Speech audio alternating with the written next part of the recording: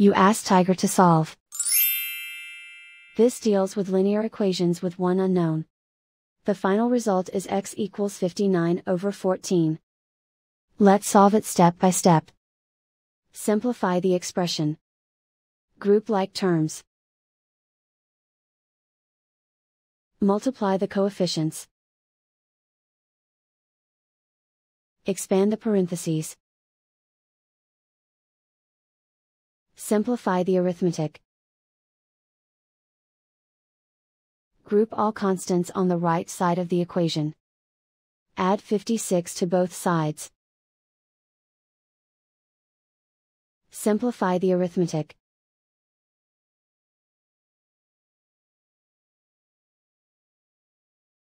Isolate the x. Divide both sides by 14. Simplify the fraction.